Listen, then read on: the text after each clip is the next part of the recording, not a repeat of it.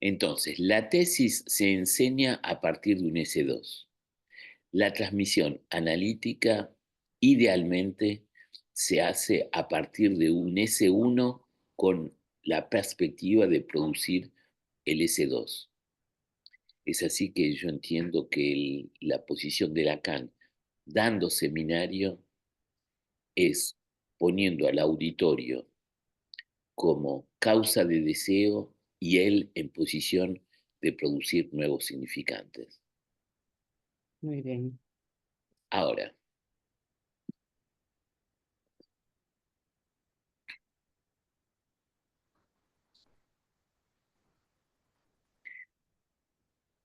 voy a evocar la cuestión del acto y la función del síntoma.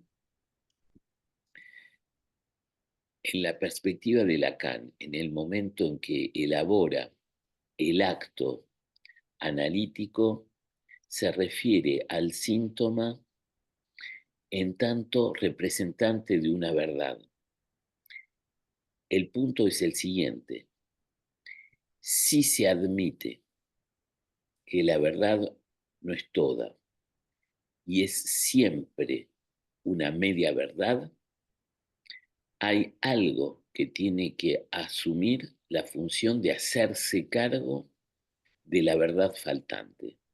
Y es ahí que Lacan localiza al acto. Lo plantea muy claramente. El acto como haciéndose cargo de la verdad.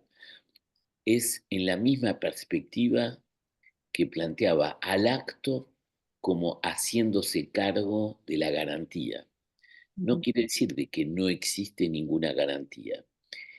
Quiere decir, el acto se hace cargo de la garantía que falta para acceder a la garantía absoluta y del mismo modo el acto se hace cargo de lo que le falta a la verdad para ser una verdad toda.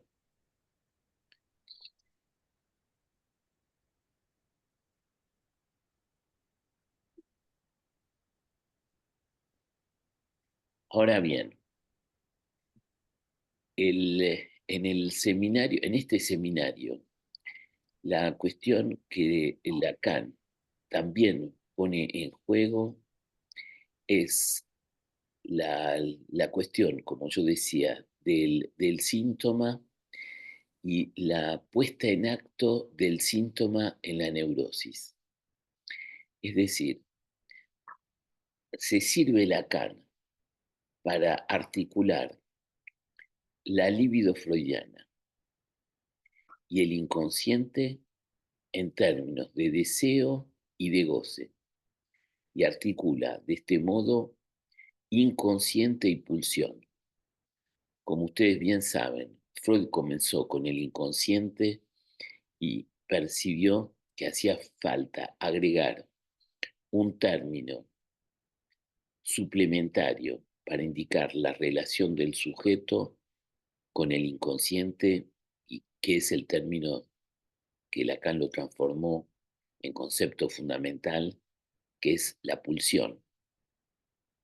La idea de Lacan, como lo formula en el acto analítico, es que el acto analítico se sitúa en ese lugar donde se articula inconsciente y pulsión.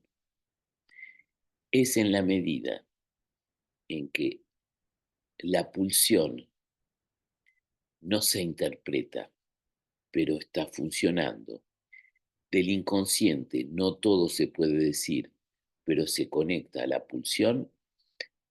Es en ese punto que se aloja el acto analítico.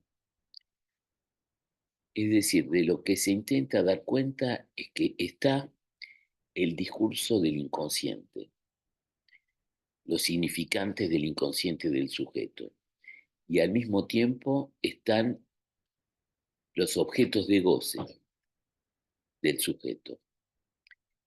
El acto analítico tiene en cuenta la dimensión del inconsciente y tiene en cuenta la dimensión del goce inconsciente. Es solo a partir de ahí que se puede pensar el acto como apuntando a una singularidad. Dicho de otro modo, no solo a los lazos que hay en la articulación significante, porque eso podría ser dado solamente por una interpretación, sino a lo que entre los significantes circula como sin sentido.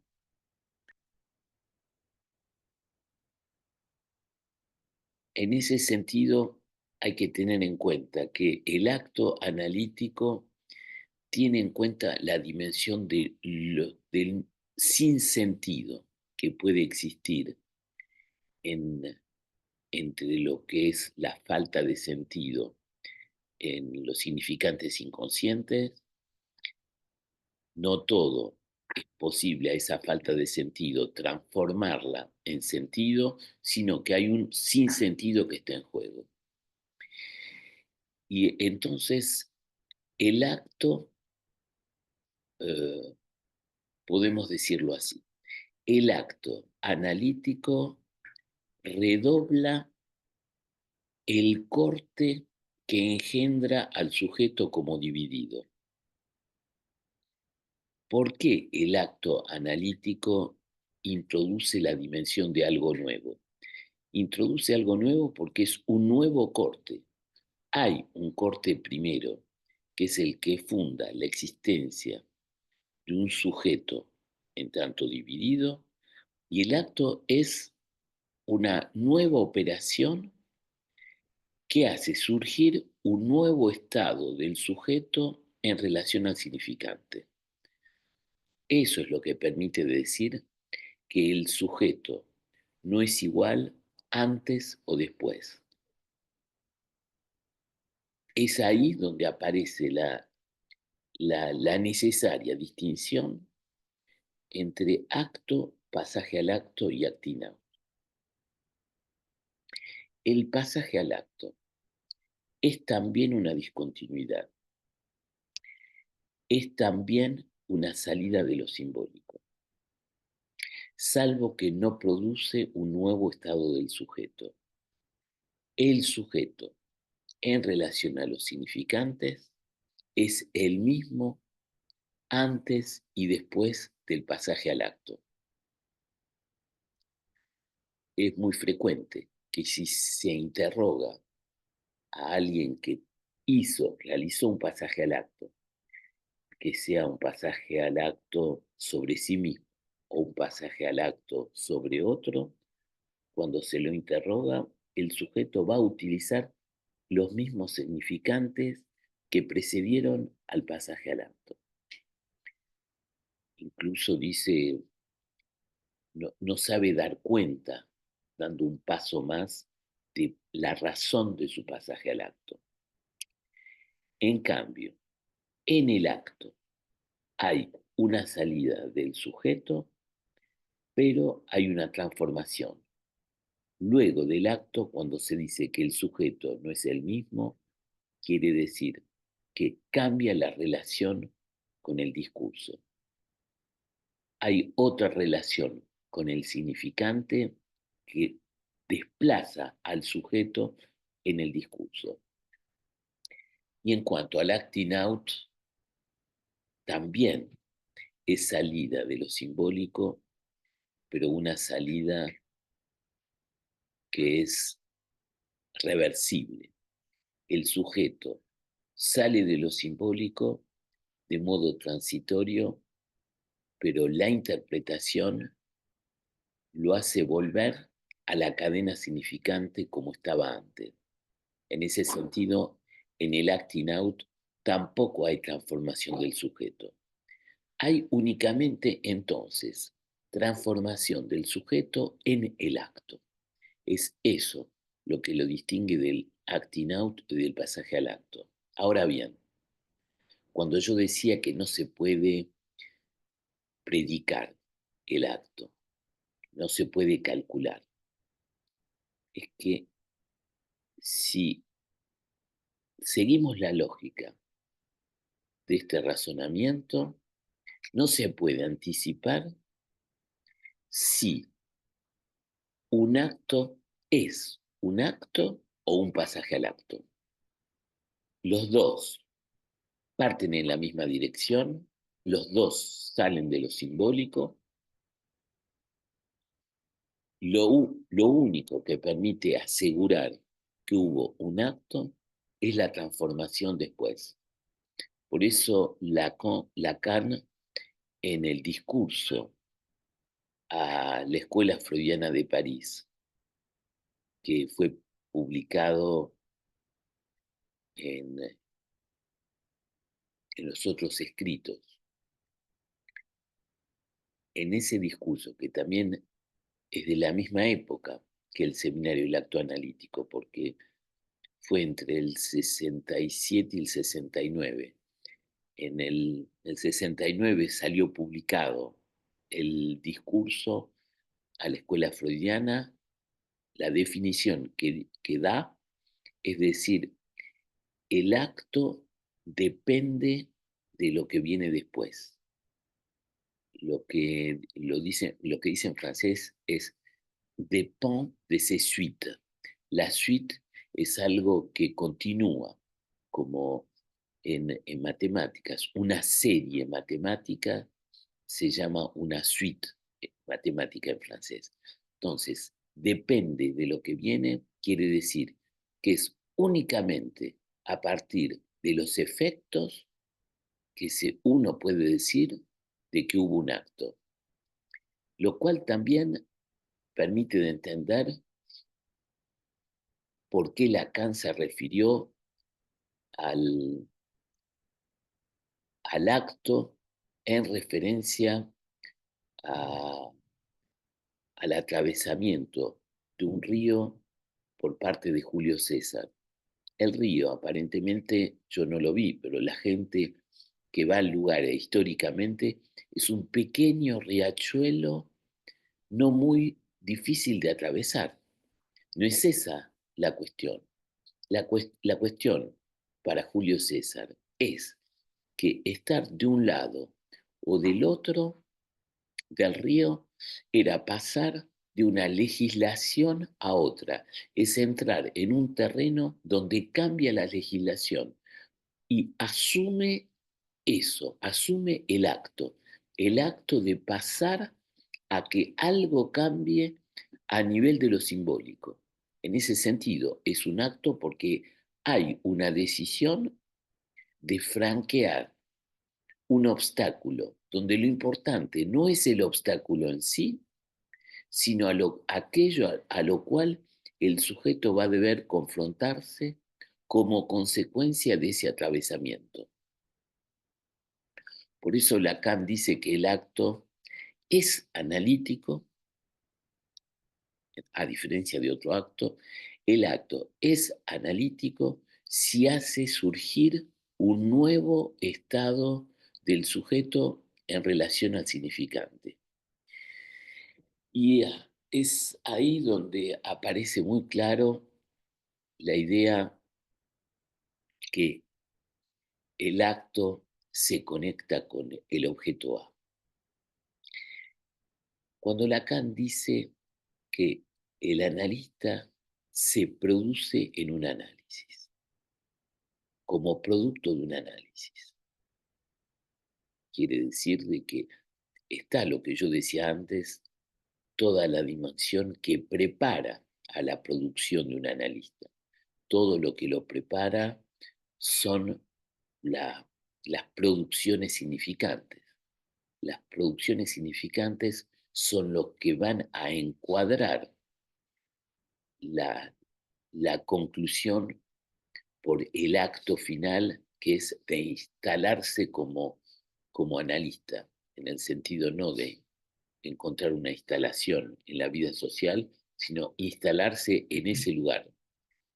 Lo que da cuenta de un modo neto de ocupar ese lugar es lo que Lacan dice cuando dice que el analista es producto de un análisis, agrega el analista se hace del objeto A, se hace del objeto A en el sentido de está hecho del objeto A. Entonces, el punto es el devenir del objeto A en el transcurso de un análisis. El devenir del objeto A. El objeto A, en principio, está localizado del lado del analista. Es lo que indica el discurso analítico. Si ustedes siguen la formulación del discurso analítico, Lacan escribe en la parte izquierda arriba al objeto A y del lado de la pareja, el analizante, aparece el sujeto dividido. Esto quiere decir que el analizante está siempre como sujeto. El analista en posición de semblante de objeto hasta el momento en que al final del análisis ese objeto A cae, no funciona más como causa de deseo para el analizante y es el analizante que asume la función de objeto A. Es eso que quiere decir que el analista se hace del objeto A. O sea que se percibe que la lógica está hecha por una concepción, como yo lo decía antes, que supone la inexistencia de un otro absoluto, la estructura de la falla en el gran otro. Pero la falla en el gran otro no es una dimensión que solo se introduce por la idea. Existe un otro no completo. Uno se lo puede decir y uno lo puede entender.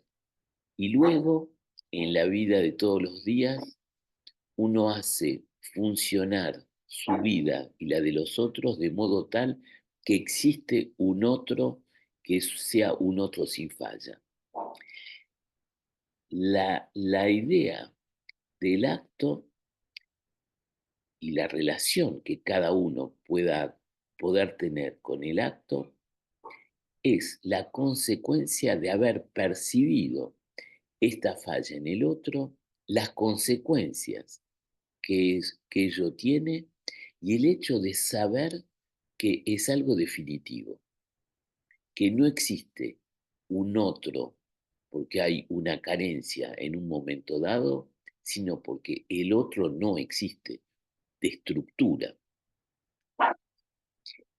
Es ahí que Lacan va a definir, va a calificar el acto analítico como el pasaje de la tarea analizante a la posición del analista. Y va a formular que el acto analítico, es aquel por el cual el analizante, autorizándose de sí mismo y de algunos otros, se autoriza a recibir analizantes.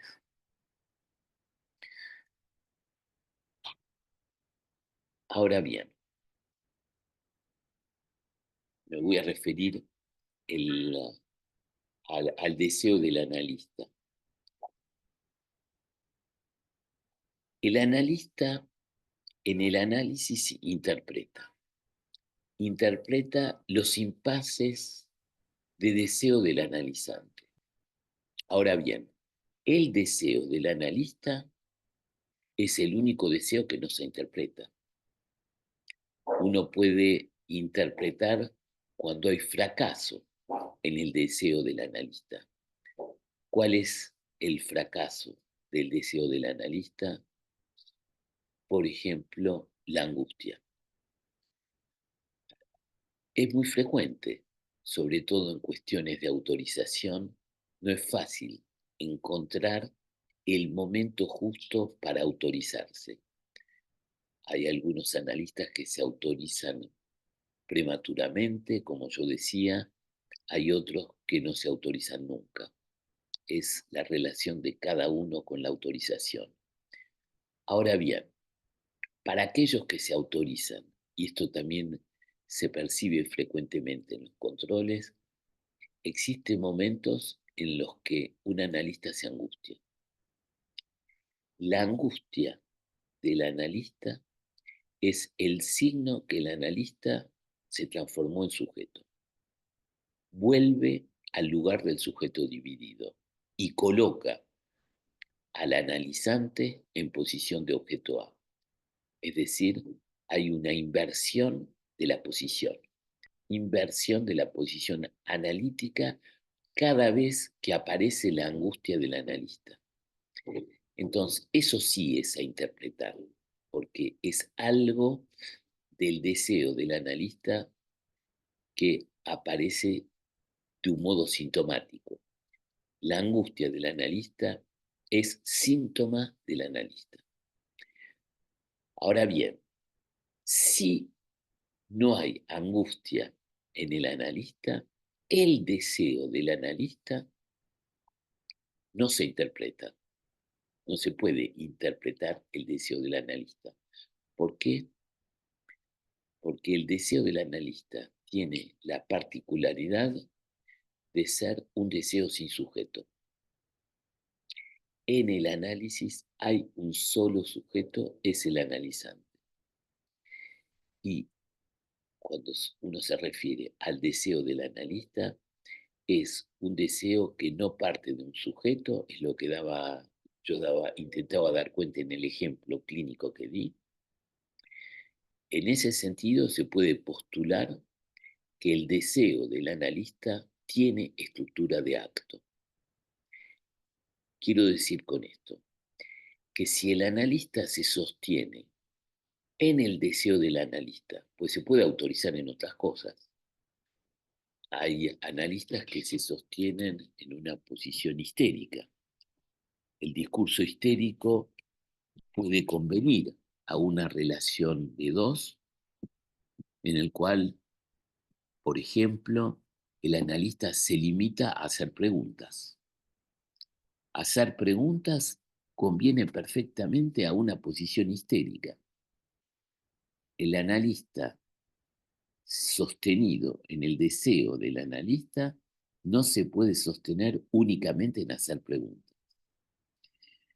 Entonces, yo decía que el analista,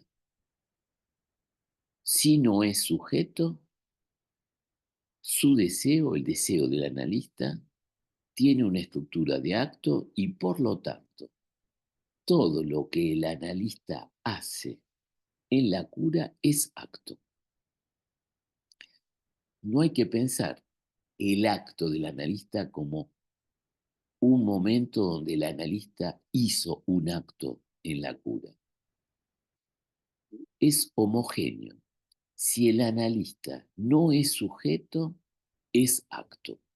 Y todo lo que hace es acto. Del mismo modo, a veces me preguntaban, pero ¿cuál es la diferencia entre una interpretación y el acto? Todo lo que el analista hace es interpretación y toda interpretación es acto, a condición que se sostengan en el deseo del analista.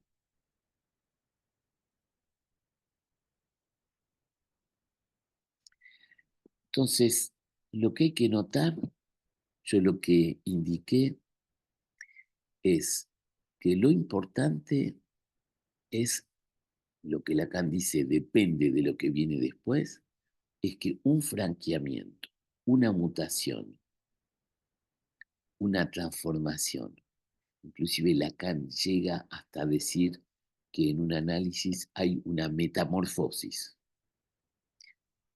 Todos ellos son la consecuencia de lo que sigue al acto. Y lo que hay que indicar es la incompatibilidad entre el sujeto y el acto.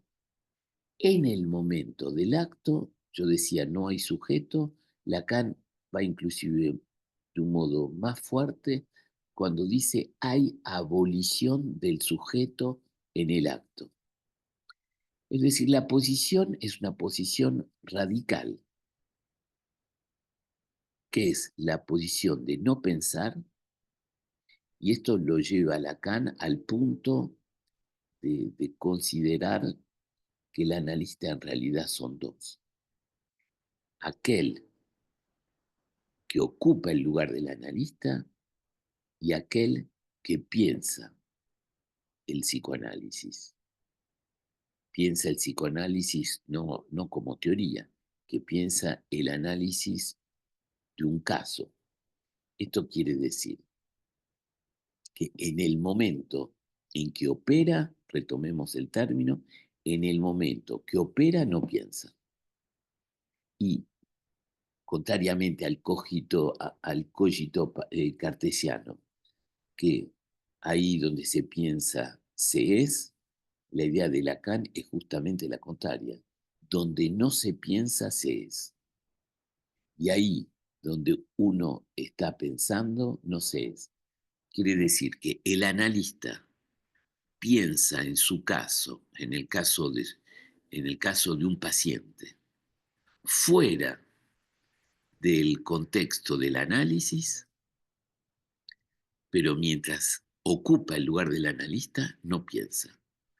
Porque si piensa, necesariamente hace intervenir su inconsciente y a partir de ahí hay dos sujetos en la situación y no hay lugar para el objeto A. Y el análisis se transforma en una práctica simétrica. Entonces, hay que tener en cuenta la dimensión radical que es la distinción entre la posición analizante, que es justamente la de hacer la serie de significantes y producirlos, y la posición del analista, que es sustraerse a la serie significante. ¿Cómo no pensar en el análisis? Y Lacan va más lejos cuando dice que el acto analítico es un momento electivo en el cual el psicoanalizante o el analizante pasa a ser analista. Dicho de otro modo, el acto analítico es constante si el analista opera con el deseo del analista. El acto analítico del lado del analizante es posible en el momento del pasaje a la posición analista. Ahora bien, me pueden preguntar cómo distinguir que un analizante decide ocupar el lugar del analista, se autoriza de sí mismo, y esto no es un acting out, un pasaje al acto, o es un acto. Y justamente esto no se puede anticipar. No se puede anticipar, no se puede saber de antemano, y es también la razón fundamental por la cual Lacan inventó el dispositivo del pase. Si Lacan inventó el dispositivo del pase cuando él mismo era el analista de toda una serie de analizantes sobre el punto de autorizarse como analista, ¿por qué no fue él, Lacan, el que se puso en el lugar de decir quién es analista y no?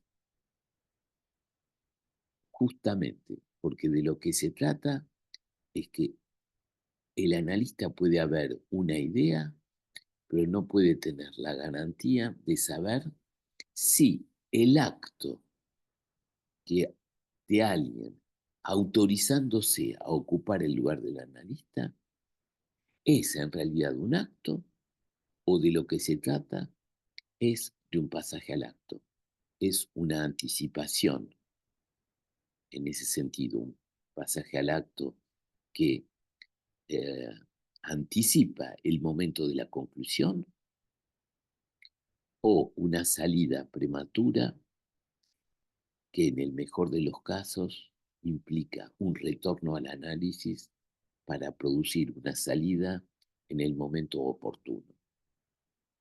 En ese sentido, el acto tiene que intervenir en el momento oportuno. El analista tiene una idea si ese momento oportuno llegó para un analizante, pero no siempre.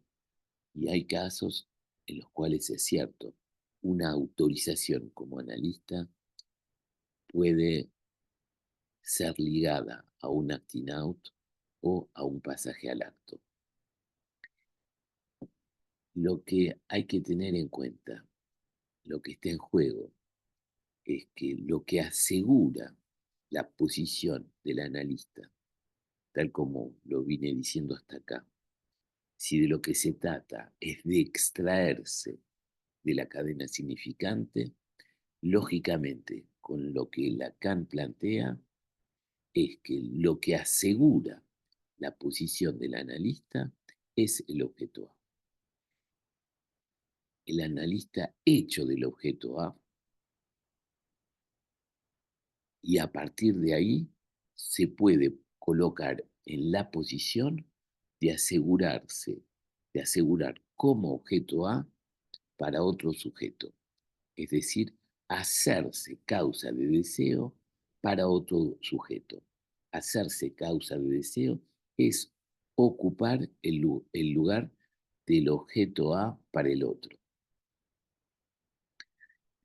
En ese sentido, sí, como decía Jenny Gómez, hay una ética del acto. Y hay en el psicoanálisis, a partir de este seminario, una nueva lógica que se pone en juego en cuanto a la formación del analista, una nueva problemática que pasa por la idea de cómo un sujeto llega a la certeza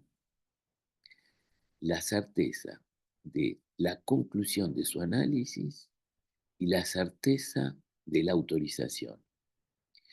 Y este es un punto fundamental porque esto se percibe en el dispositivo del pase, en el cual me tocó en varias oportunidades intervenir, salvo excepción, todos aquellos que se presentan para testimoniar de cómo el deseo del analista advino para ellos, todos se presentan con la certeza de haber llegado a ese punto. El punto es de dónde viene la certeza.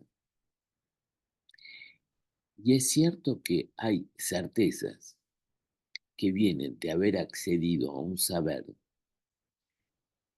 que para el analizante pudo ser suficiente.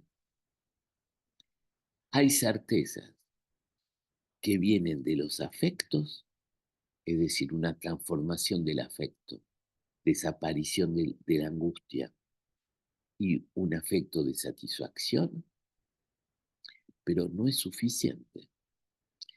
De lo que se trata es saber si se trata de una certeza lógica relativa a cómo se instaló el síntoma al inicio de la cura y cuál es la relación que el sujeto, a la cual el sujeto accedió al final del análisis en relación al síntoma inicial.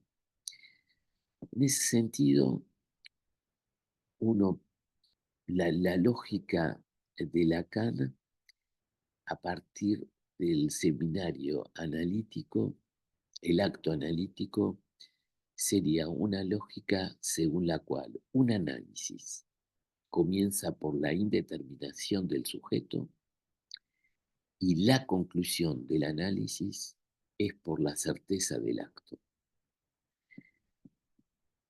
Y la certeza del acto no puede ser una certeza, como yo decía, una certeza por las ideas, es una certeza que debe partir de cómo se afectó la modalidad de goce del sujeto.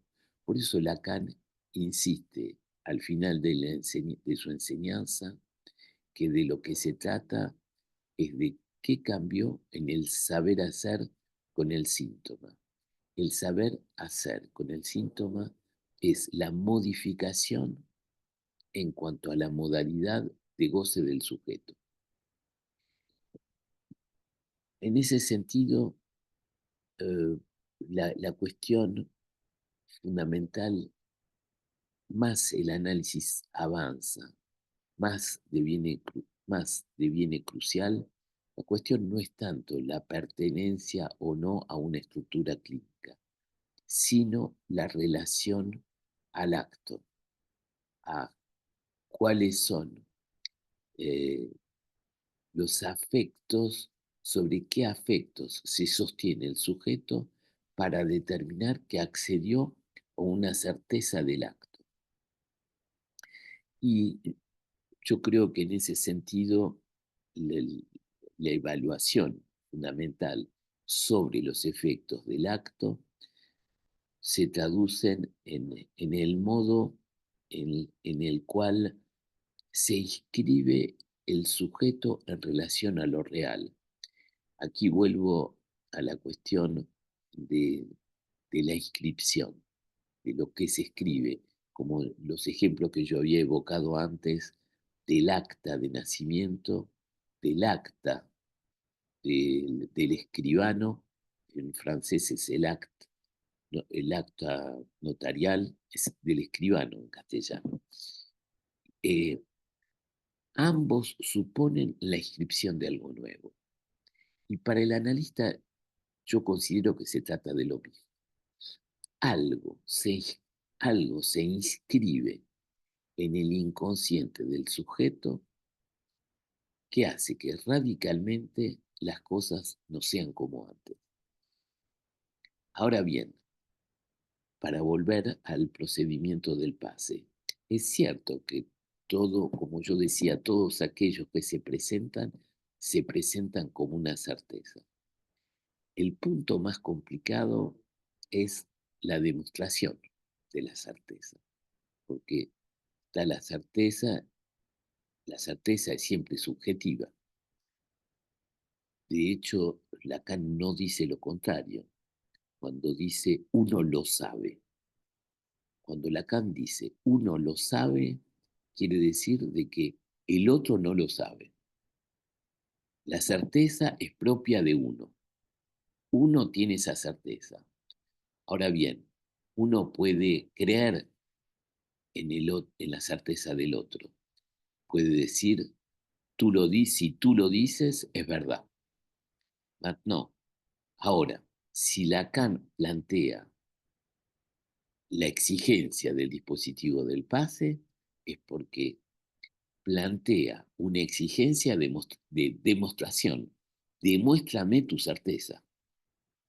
Y el problema en todo esto, en demostrar una certeza, es cómo demostrar que hubo efectos de acto.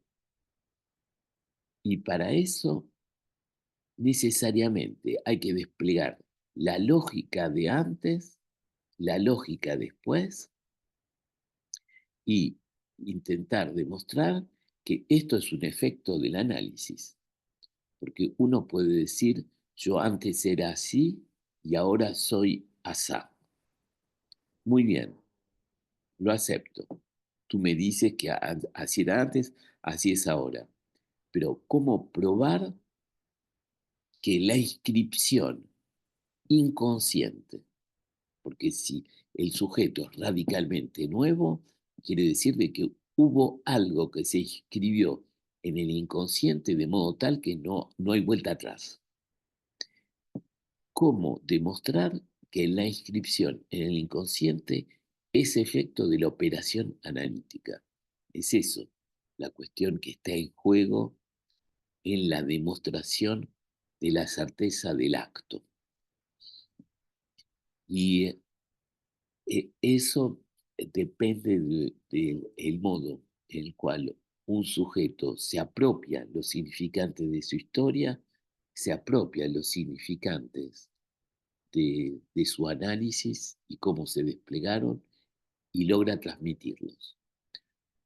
No siempre logra transmitirlos porque existen filtros a ello, filtros que son los pasadores, filtros que son los filtros del propio sujeto, que el sujeto no logra transmitir esa experiencia de certeza, con lo cual la evaluación del acto no es algo tan fácil de hacer.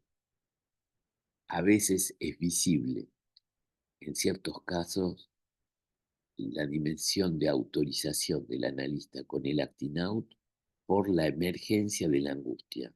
En esos casos hay una evidencia, pero hay otros casos en los cuales no hay evidencia, salvo tiempo después, hay efectos después de la interrupción de un análisis en las cuales el sujeto mismo hace la experiencia de un retorno del fantasma que permite dar cuenta que el fantasma sigue produciendo efectos como antes y durante la cura, lo cual da una idea que la transformación de la cual hablaba Lacan, o la metamorfosis que supone otra relación con el fantasma, no se produjo.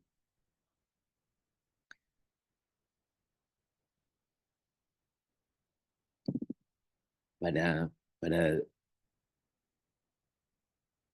terminar con la distinción entre acting out, pasaje al acto, y acto, es importante tener en cuenta que en la reseña del acto analítico que está en los otros escritos,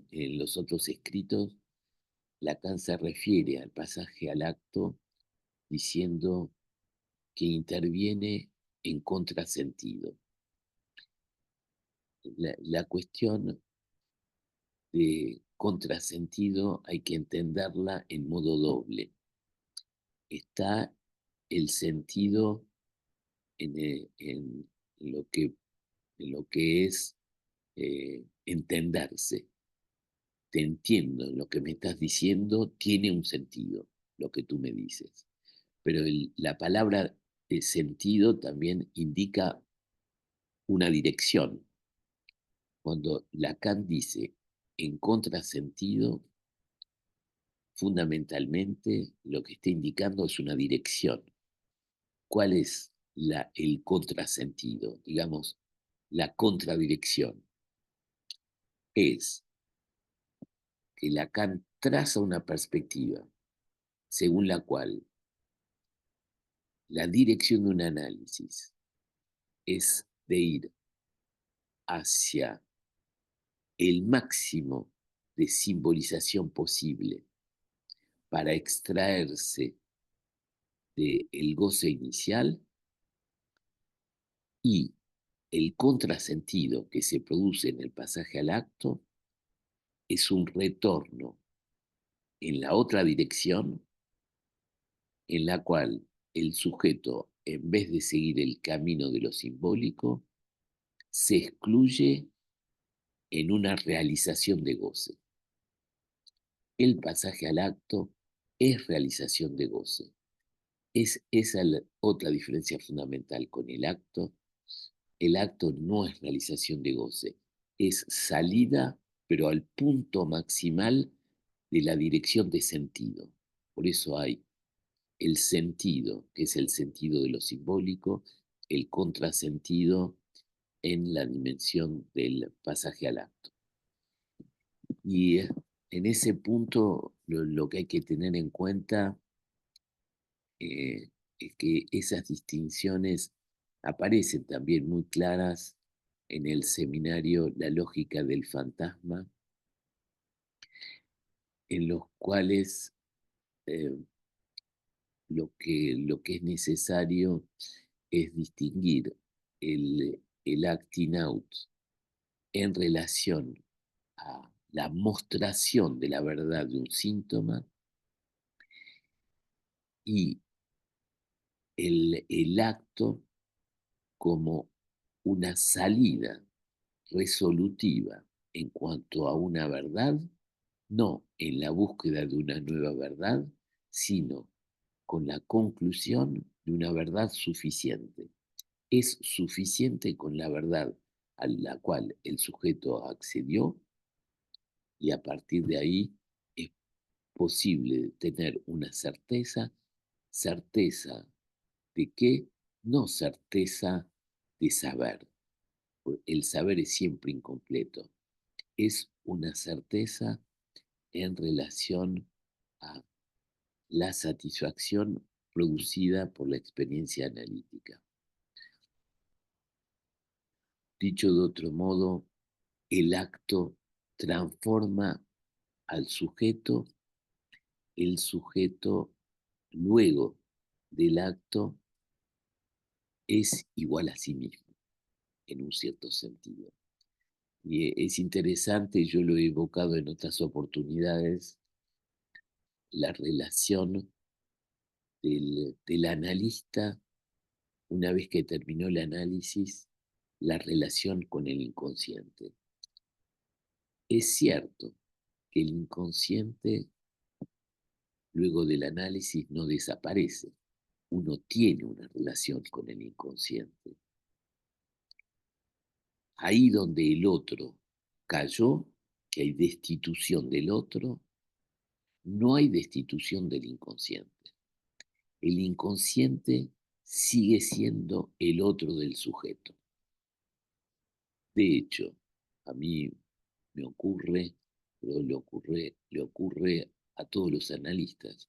No se habla mucho de eso, pero ocurre de seguir soñando, obviamente, y seguir soñando y tener sorpresas del inconsciente, tener sorpresas de los signos del inconsciente.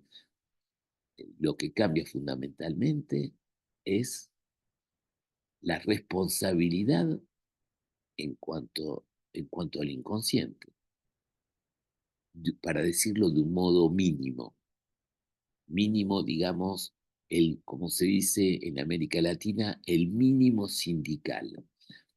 El mínimo sindical es que luego del análisis uno no puede decirse, un sueño no es más que un sueño. Hay una responsabilidad de cada uno frente a sus formaciones del inconsciente. Y al mismo tiempo, lo que es llamativo, Lacan da un ejemplo de sí mismo cuando comete un lapsus en un restaurante y en el momento de pedir, eh, la traducción sería, francés dijo crévise, serían langostinos. En vez de decir, hizo cambió el género, en vez de decir el señor, dijo señora come langostinos, hubo una modificación en el género. Lacan percibe que hizo un lapsus y se dice, en realidad no fue un lapsus, hice un error en el modo en el que formulé la cuestión. Y Lacan lo que plantea en ese momento es que finalmente el sujeto, al final del análisis, no es un sujeto dividido por su inconsciente. Es un sujeto que reconoce su inconsciente, es, en un cierto modo, la prolongación de su inconsciente, de modo tal que no está, por un lado, el yo y por el otro lado, la manifestación del inconsciente. Lacan lo dice claramente. Con el tiempo logré reunificar los dos. Lograr reunificar los dos no quiere decir que Lacan pone su inconsciente a cielo abierto.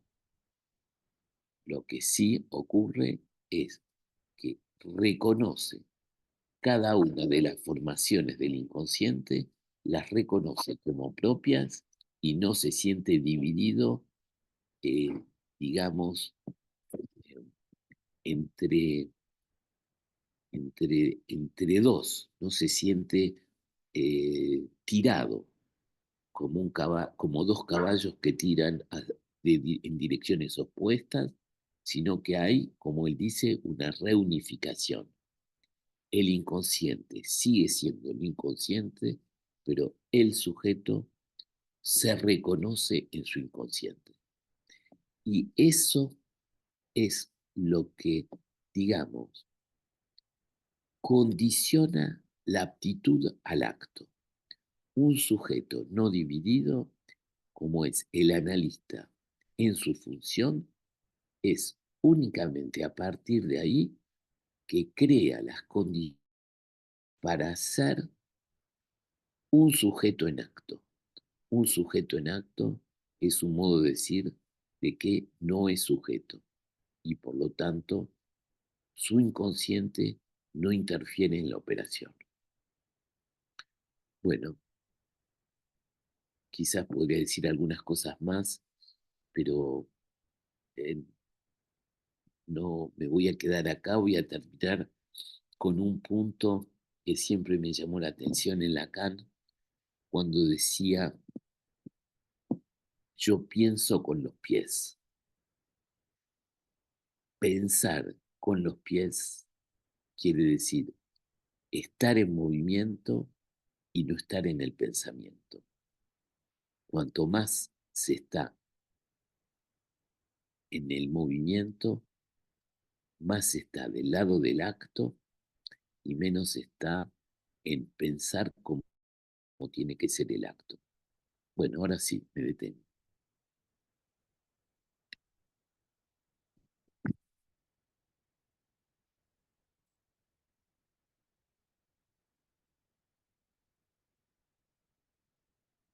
No te escucho. Eh, Caramba, Luis, esto ha sido algo tan y tan y tan rico, tan y tan, o sea, que nos pone en perspectiva, yo iba a decir a pensar, no, nos pone en perspectiva muchas preguntas, ¿no? Para mí, quisiera decir algo de entrada porque ¿verdad? Yo estuve, bueno, estoy saliendo del dispositivo de Escuela de las Américas ahora, y una de las preguntas que regresaba continuamente tenía que ver con el momento de designar pasadores. Y me parece que lo que tú traes, ¿no? En un momento dado en relación, ¿verdad?, al acto analítico, porque hay algo en la designación de un pasador que tiene que ver con un momento oportuno, ¿no? Que me gustaría si pudieras elaborar algo más por ahí, me parece, ¿verdad?, tan fundamental, pero hay varias manos, lo dejo puesto, y Eduardo y Claudia.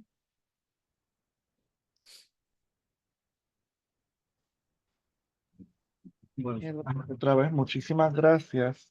Eh, Tenía varias preguntas, pero me voy a quedar con dos. Pensaba mucho en el seminario de la lógica del fantasma, ¿no?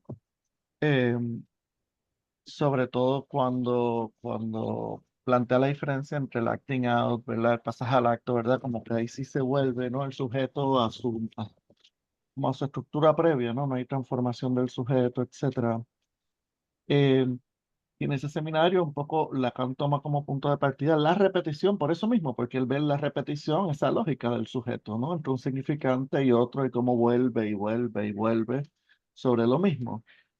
Eh, y me pensaba, y me preguntaba, ¿no? Si se podía ver precisamente el acto como como una respuesta precisamente a la repetición, ¿no? O sea, una respuesta precisamente al impasse de la repetición, que es un impasse que por un lado tiene que ver con el inconsciente, ¿verdad? Con el automatismo, etcétera, pero también con con la dimensión de goce, ¿no? Entonces me parece que no lo había pensado así, no sé si tiene algún sentido, ¿verdad? Y lo otro, también vinculado a ese seminario, me preguntaba por el lugar de la sublimación, un poco qué es lo que queda fuera de, de, de todo lo que presentó, ¿no? Si tiene algún lugar la sublimación o simplemente queda, digamos, no es tan fundamental para el trabajo analítico. Así que un poco esas serían mis dos preguntas. Si el acto puede venir como respuesta, ¿verdad? O para trabajar con la repetición, ¿verdad? Con el impasse de la repetición y luego el lugar de la sublimación, lo que pueda decir al respecto. Sí, lo que puedo decir es, en general, la repetición está devaluada en nuestra concepción, lógicamente, porque de lo que se trata es cómo salir de la repetición. El punto es cómo entender esta frase de Lacan donde dice, solo la repetición trae algo nuevo. Ujú, exactamente. O sea, es muy paradojal eso. ¿Esto qué quiere decir? Esto quiere decir de que un análisis se funda en la repetición y Ujú, que es importante llevar la repetición hasta las últimas consecuencias, porque cada vez que se repite, no se repite de la misma manera. ujú, Eso es siempre hay algo nuevo. Entonces, la cuestión es no extraer demasiado rápido a alguien de la repetición, dejar que la repetición desgaste el goce que está en juego, porque hay un goce en la repetición, pero un goce que se pierde cada vez que se repite. Entonces es necesario que ese goce se vaya desgastando hasta que en algún momento el sujeto decida que no sea únicamente la repetición lo que preside, que hay algo que él toma a su cargo en la decisión de salida, lo cual no quiere decir que es el fin de la repetición, porque hay algo que se sigue siempre repitiendo. No de la misma manera, pero lo que se repite va a seguir existiendo. No hay una salida total no de la represión, de la repetición.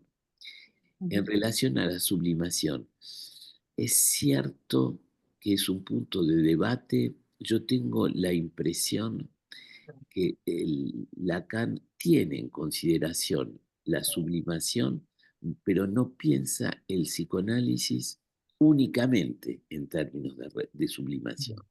Es cierto que hay una dimensión de sublimación, para decirlo de un modo muy simple. Hoy, sábado a la tarde, podríamos estar haciendo muchísimas cosas muy interesantes que estar hablando de psicoanálisis. Si hacemos esto, porque hay una dimensión de sublimación en juego entre nosotros. Y en cada uno que hizo un análisis, cuanto más empuja el análisis, más entra en un circuito donde la modalidad de satisfacción no está íntimamente ligada a la búsqueda del objeto sexual. En ese sentido, hay sublimación en el análisis. Si digo que no es la única perspectiva de Lacan, porque Lacan lo que planteó es que en el fondo el análisis no significa la exclusión del goce, sino una relación con el goce de otro modo. ujú. Gracias. ¿Quieras decir algo sobre lo de los pasadores? Y le damos luego la Ah, a Claudia. lo de los pasadores. Es una pregunta difícil porque eh, ¿cómo un analista nombra a los pasadores? Los analistas mismos, y seguramente habrás escuchado esto, nombra a los pasadores por razones diferentes inclusive. Cada pasador que es nombrado por una razón diferente. Ahora bien, la pregunta es la relación que cada analista tiene sobre la idea que se hace de qué es un pasador. Ujú. Y no es seguro que tengamos la misma idea. Claro, Y claro. no se trata tampoco de crear una doxa de lo que sería el pasador modelo, porque se entra en la doxa. Claro. Hay que aceptar la idea que tenemos visiones heterogéneas. Bien, sí, Y yo creo que si se hace un debate cómo tendría que ser el pasador, uno entra a introducir criterios de nombramiento de pasador, claro. cuando la experiencia muestra que la razón que lleva a un analista a nombrar un pasador o a otro son razones que son diferentes. O sea que yo creo que hay que soportar la heterogeneidad. Gracias, gracias. Le doy la palabra a Claudia. Hola, buenas tardes a todos y muchas gracias Luis por esta presentación y también al Foro de Puerto Rico por este espacio tan importante. Em, sí, yo estaba reflexionando un poco sobre un punto que, digamos, así, reflexionando en relación al final del análisis y la posición del analista, ¿no? Que hace siempre el acto del analista. Em, pero en ese caso, lógicamente, uno podría decir, entonces, ¿para qué el control? ¿Por qué tenemos necesidad de hacer un control? Por ejemplo, un AE no tendría que hacer un control si fuera, digamos, absolutamente siempre el lugar del analista, ¿no? Y entonces yo, yo pienso que es necesario, ¿no? Porque puede suceder, eh, a mí me sucede, que, por ejemplo, en un caso me ha sucedido en particular que una persona al terminar su sesión dijo, bueno, estaba muy mal por unas cuestiones y bueno, y cuando se va, nos ponemos de acuerdo en el horario para la próxima vez y yo dije, me salió así como sin pensar, ¿no? Podría ser algo del orden de un acto, podría no serlo.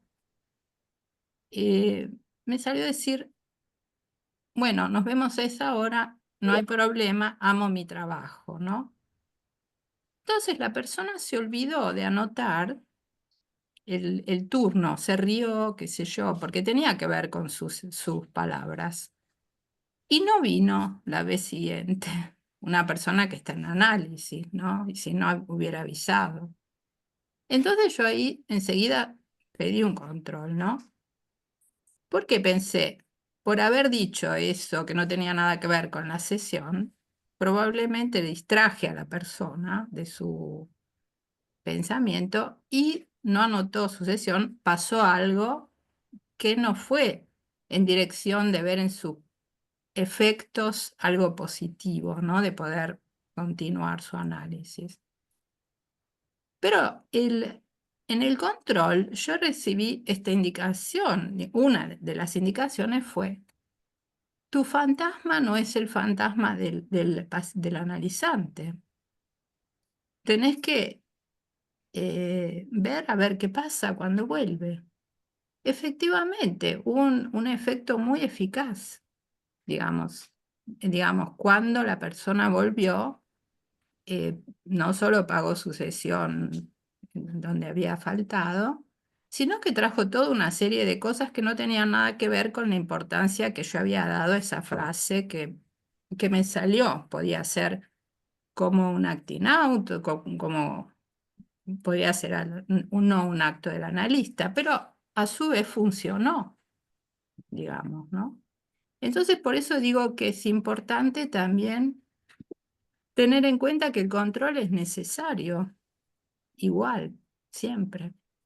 Porque nosotros también después podemos continuar a pensar fuera de la sesión, pero nos reposiciona. No es solo pensar sobre la doxa, nos reposiciona también como analistas, a mí me parece, no sé, es una pregunta que hago. Se podrían decir muchas cosas, es muy interesante lo que decís. Se podrían decir muchas cosas, pero voy a decir una sola. La, la posición, el análisis es obvio, pero hay que decirlo, es una relación de dos. Y Lacan mismo lo dice en algunos lugares, dice, puede llegar a ser un delirio de dos. Entonces, voy en tu dirección, Claudia. Lo que hace que no sea un delirio de dos es que haya un tercero. O sea que es siempre útil poder hablar de la propia práctica y de lo que la relación que uno tiene con su fantasma, con el acto, a un tercero, siempre tiene efectos benéficos para un análisis, porque el riesgo siempre está que sea un delirio de dos, entre dos. Bueno, gracias. Mejor el delirio de tres. No, digo, broma. Ya ya cuando hay tres ya no es delirio. No. Ok, gracias. Em,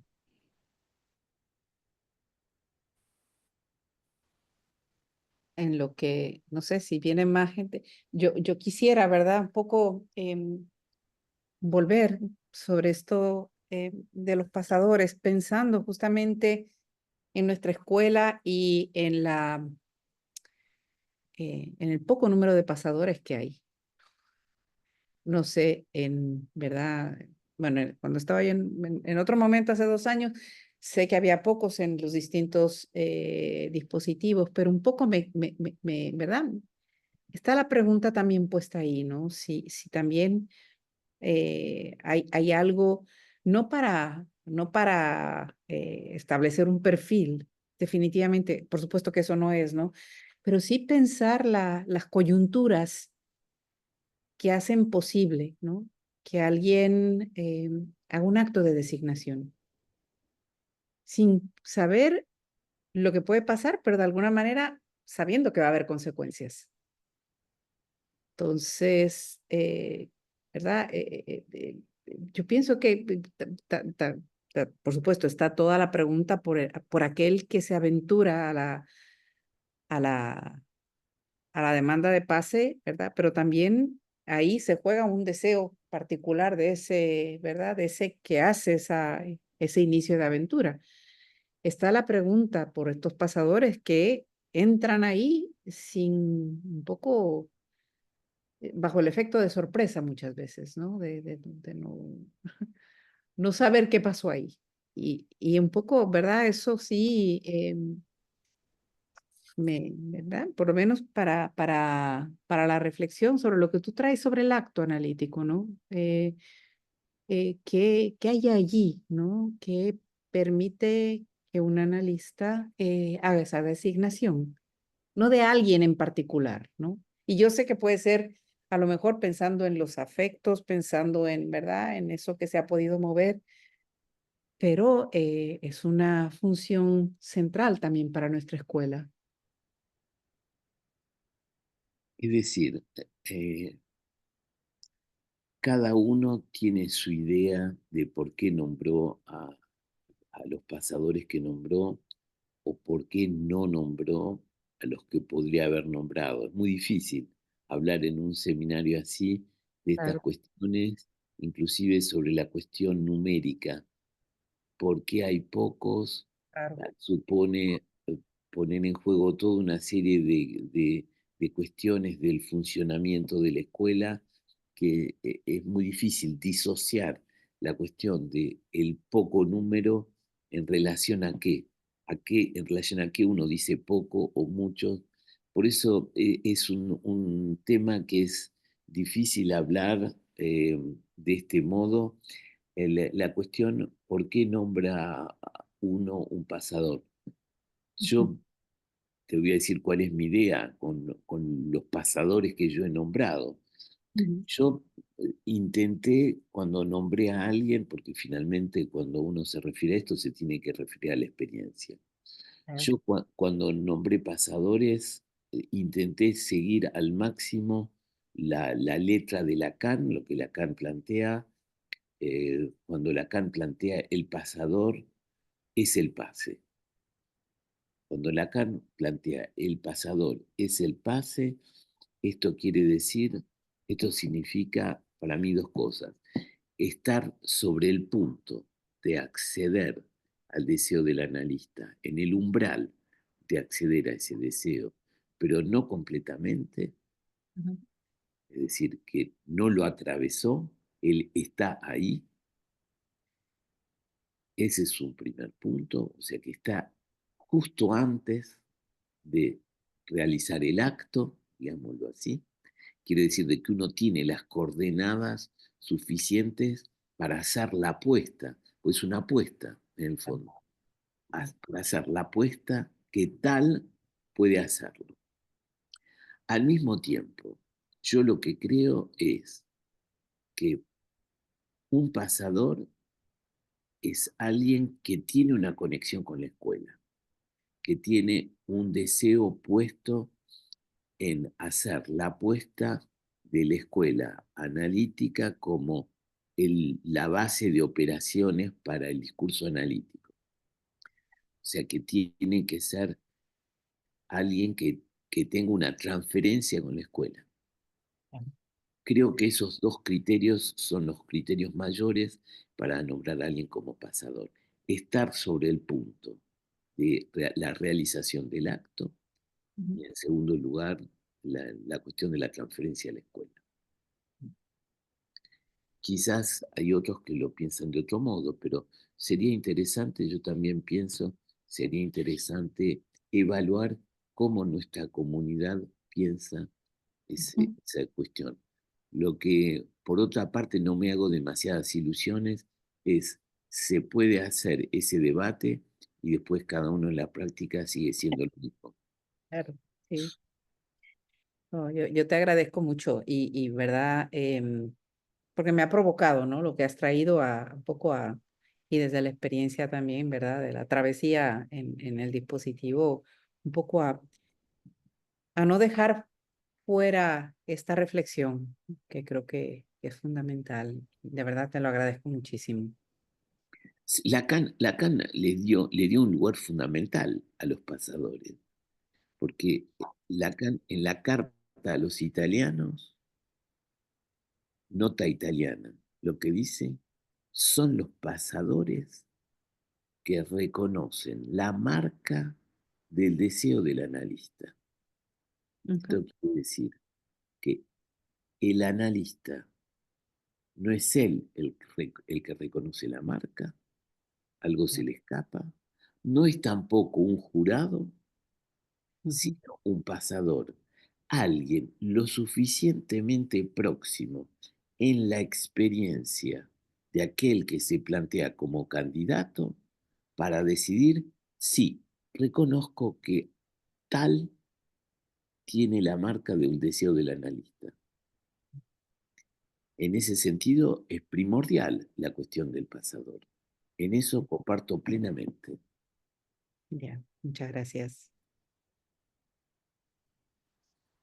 Yo voy a aprovechar. Sí, veo que Parece Miriam que Muñiz Miriam. Ujú. está pidiendo la palabra, pero si me permites, Miriam, pues que quería hacer un comentario justo sobre este punto, ¿verdad? De la designación de los pasadores, porque, bueno, como saben algunos aquí, es algo, ¿verdad?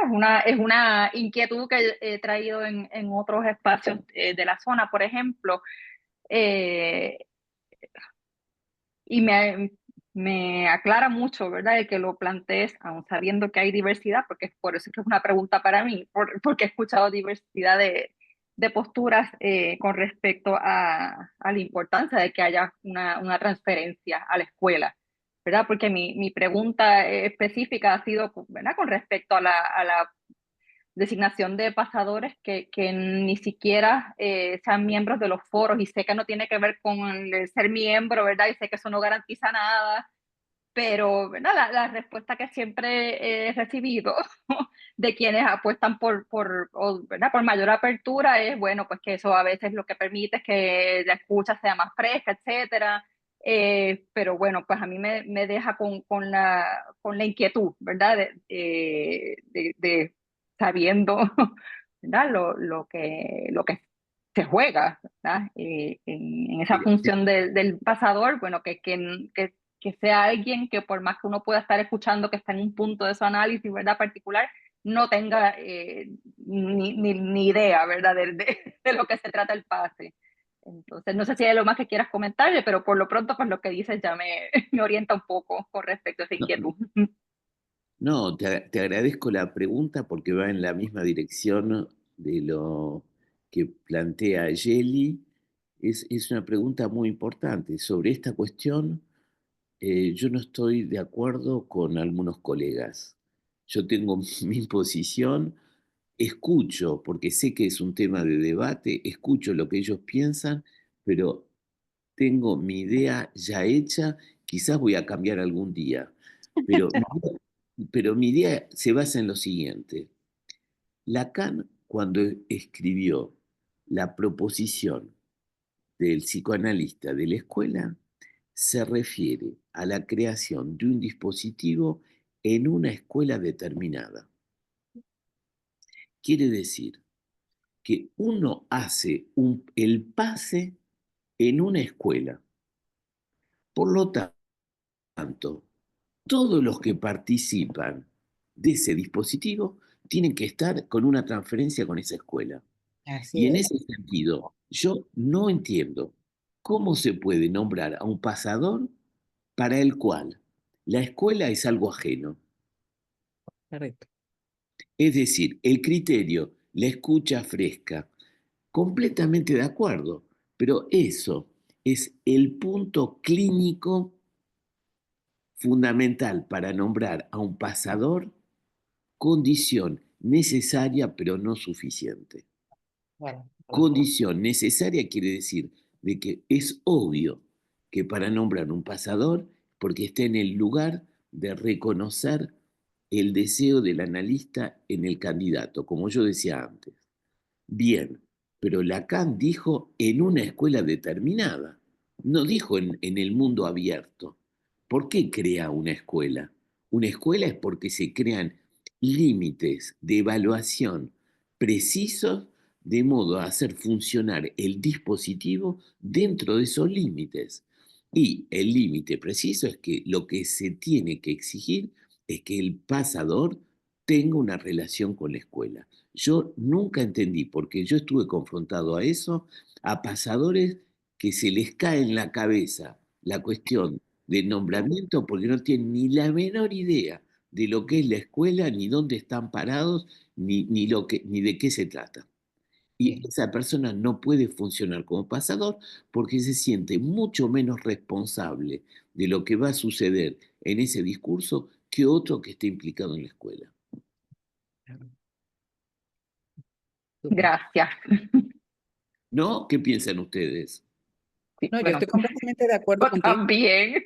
Completamente de acuerdo. O sea, Bueno, menos Sí, mal. sí, Estamos de ¿verdad? acuerdo. Pero he recibido respuestas como, por ejemplo, que hay que preguntarse entonces si eso no es un efecto de inhibición en el AME, ¿verdad? Que entonces duda de nombrar un pasador solamente porque no está ¿verdad?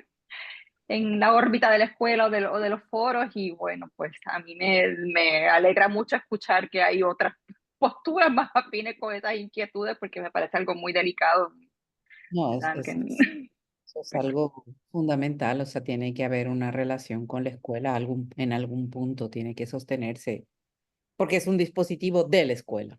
Exactamente. Ya, creo que Miriam Miriam. Muñiz quería decir algo y no la veo. Sí, sí, está ahí, está ahí. Ay, hola, Miriam. Adelante, Miriam. No se te escucha, no se te escucha. No se oye. Está muted. Ok. Tiene que decir, Sí, Ahora. ya. Bueno, amigos queridos, saludarlos, que hace tiempo que no los veo. Darle las gracias al profesor por estas 8 páginas que he escrito aquí de puro saber para yo analizar y de entrada para decirle que no pertenezco a la clínica psicoanalítica, no hago, no intervengo en nada de lo que ustedes están discutiendo esta tarde, sobre todo estas últimas preocupaciones que Claro. quiero excusar por mi interrupción, porque esa discusión y esas preguntas deberían merecer todo el espacio. Yo solamente quisiera aclarar algo de lo que he tomado nota, para no irme con esta. Por poco me voy, pero dije, bueno, voy a interrumpir. no, Miriam, no, Miriam, no. Porque no me parecía propio, porque es como traer un asunto que viene de alguien que le interesa el saber psicoanalítico y se encuentra con 2 intervenciones extraordinarias de asuntos que yo de verdad no había pensado de la manera en que, porque me dedico más al discurso capitalista, bueno, a muchos otros seminarios de Lacan, pero no los que tienen que ver con el paz, el control, la autorización, etcétera. Sin embargo, lo que quisiera preguntarle al profesor es que noté que hubo por la mañana él incorporó un concepto que yo inmediatamente le puse luz roja, o sea, inmediatamente me enfoqué en él, pensando que lo iba a poder dilucidar a lo largo del tiempo, que fue el concepto de apropiación, porque era ahí que estaba señalando, explicando la diferencia entre saber y conocimiento. Cuando logra entonces hacer la ruptura entre uno y otro, dice que el saber está del lado de una apropiación por parte del sujeto. Más adelante, muy rápidamente, y lo tengo circulado, esa apropiación parece que tenía que ver con el vínculo del saber hacer.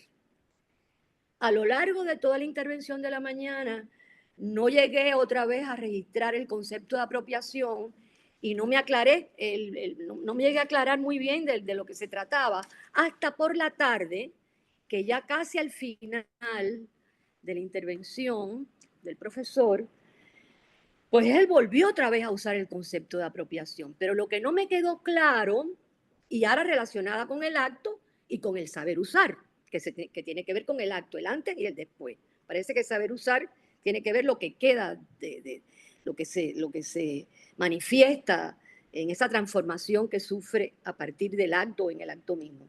Bueno, ahí logré 2 asuntos que lo que quisiera ver si él podría aclararme si estoy equivocada o si lo entendí mal. Me pareció que ese concepto de apropiación podría vincularse ya al final, parece que del análisis, ya después que ha caído, se sabe que el saber no tiene que ver con la verdad, porque ella es no toda, se sabe que el objeto A pues cae, o sea, ya al final del análisis me pareció entender que apropiarse del lugar del analista, y lo anoté, apropiarse del lugar del analista. Y después anoté que apropiarse también lo utilizó para hablar de apropiarse de los significantes de la propia historia del sujeto. Bueno, ahí me quedé en esas 2 cosas. Apropiarse del lugar del analista, que parecería ser que es la apropiación de un espacio, de un lugar físico, de algo que existe, ¿no? O no sé, que él puede de alguna manera identificar. Está fuera de él porque el lugar del analista, o sea, apropiarse de algo que no le pertenece, mientras que el otro, el apropiarse de los significantes de su historia que yo lo asocio con algo que él señaló del usar, del saber usar y de transformar la cadena de significantes. Ese saber usar tiene que estar relacionado con una transformación. Eso lo entendí perfectamente. Pero lo que no me queda claro entonces es ¿qué es eso de apropiarse o sea, convertir el analizante en analista? Que creo que esto tiene que ver con el pase. Me imagino que eso tiene que ver con la discusión que ustedes tienen de que el analizante, después que se hace el análisis, pues pasa al lugar del analista bueno, a través de un proceso que ustedes han estado discutiendo aquí. No sé si me aclaro, no sé si estoy bien, quiero aclararme bien antes de irme. Si ese concepto de apropiación, como lo ha usado el doctor, pues yo lo estoy usando correctamente, porque realmente lo usó por la mañana una sola vez y después por la tarde lo he usado como en 2 ocasiones ya al final y creo identificar que lo he identificado bien. Me gustaría que me dijera si estoy confundida o aclararla o algo.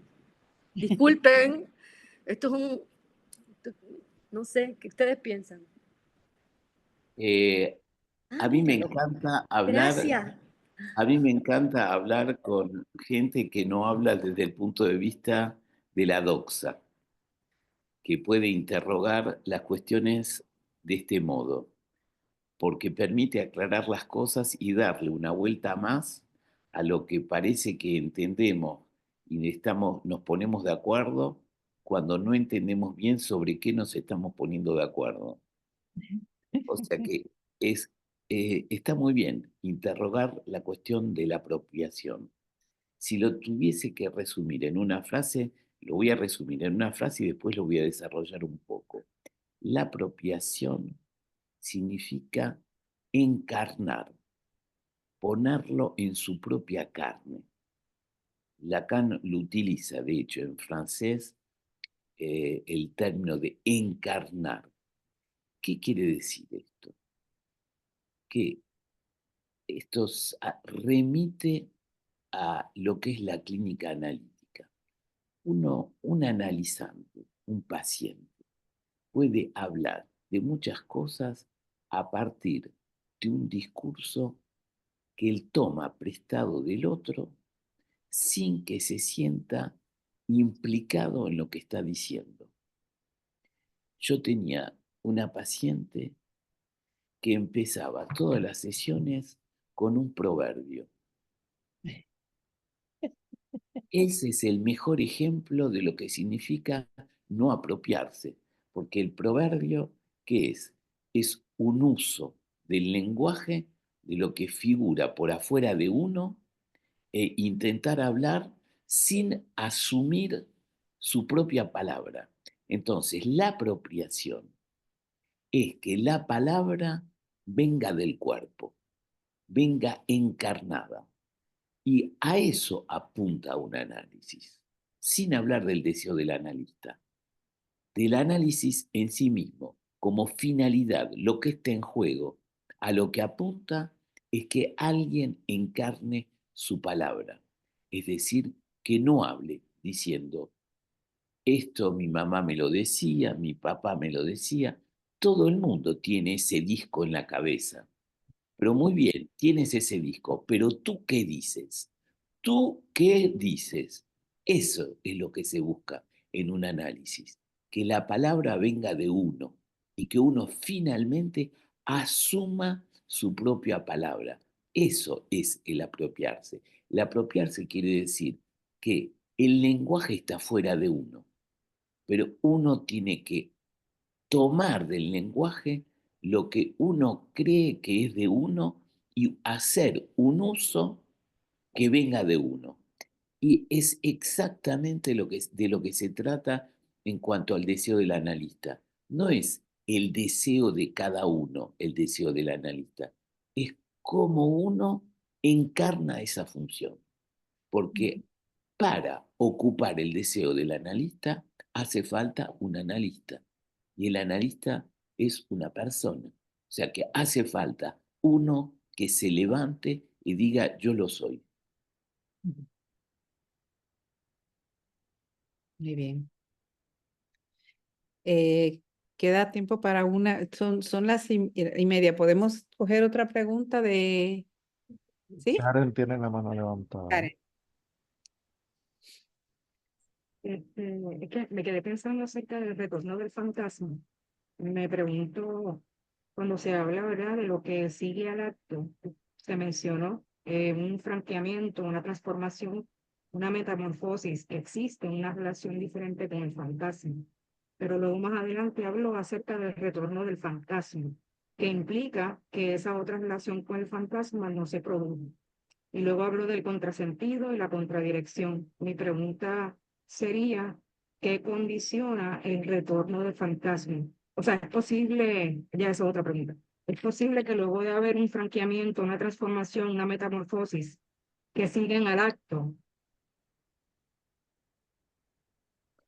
ocurra el retorno del fantasma? ¿Y qué condiciona el retorno del fantasma?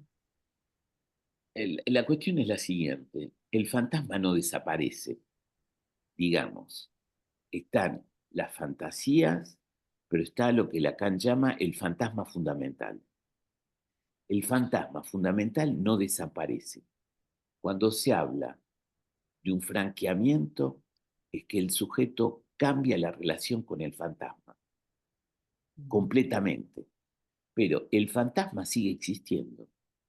Y a veces, luego de un análisis, hay sorpresas, lo que yo decía antes, del inconsciente, sueños, fantasías que sorprenden a aquel que hizo un análisis como retornos de lo que no quedó completamente resuelto a nivel del síntoma, lo incurable del síntoma hace retorno por vías fantasmáticas y produce efectos de sorpresa. El sujeto se sorprende, por ejemplo, de encontrar fantasmas que él pensaba haber completamente resuelto y se manifiestan nuevamente.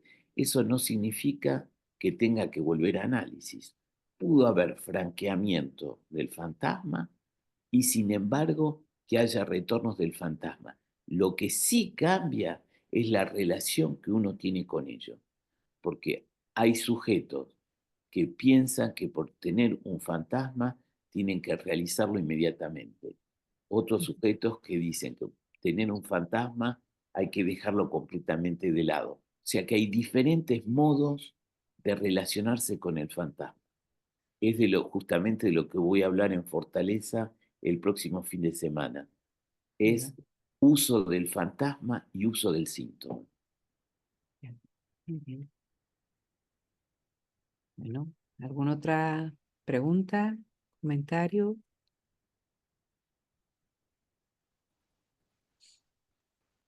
Bueno, fue denso, ¿no? Denso y de una inmensa riqueza.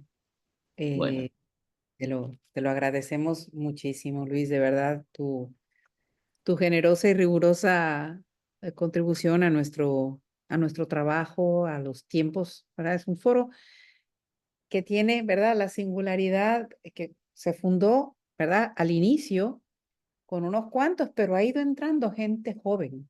Es un foro que trae gente joven y poderte escuchar y poder pensar, ¿verdad? En estas diferentes temporalidades también me parece que es una inmensa riqueza, nos deja pensando, nos deja eh, con el deseo de seguir trabajando, pienso yo, y seguir adelantando las aventuras de nuestro colegio clínico también, que se ha bueno, sucedido. Así que muchísimas gracias. y gracias, sí vale la pena entonces.